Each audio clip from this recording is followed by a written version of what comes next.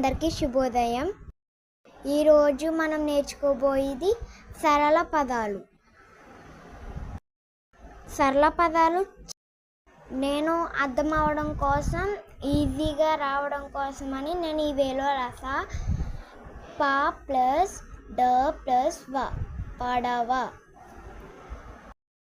ఈ వేలో రాసాను అర్థం అవడం కోసం నేను. సో సరళ పదాలు అనేవి చాలా సింపుల్గా ఉంటాయి. ఒత్తులు కానీ అసలు ఏముండవు. గుణిత గుర్తులు కానీ అసలు ఏమీ ఉండవు. ఒత్తులు అసలు ఏమీ రావు. సో ఇలా ఈ వేలో రాస్తే తెలుగు కూడా సింపుల్గా వస్తుంది అని నేను ఈ వేలో రాసాను. ఇప్పుడు అన్నీ రీడ్ చేద్దాం. ఓకే,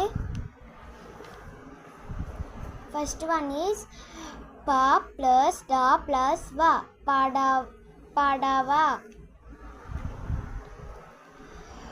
ప ప్లస్ ల ప్లస్ క, పలక. ప ప్లస్ న ప్లస్ స, పనస.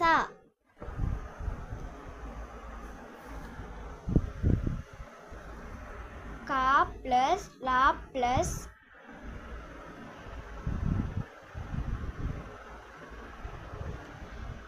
ప, కలప. క ప్లస్ మ ప్లస్ ల, కమల. క ప్లస్ డ ప్లస్ వ, కడవ. ఆ ప్లస్ మ ప్లస్ ల, అమల. ఆ ప్లస్ ర ప్లస్ క, అరక. ఆ ప్లస్ ల, అల.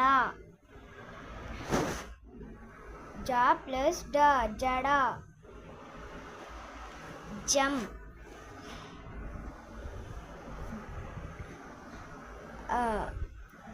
జ పక్కన సున్నా అంటే జం. దీన్ని ఒకే విధంగా గుర్తించవచ్చు.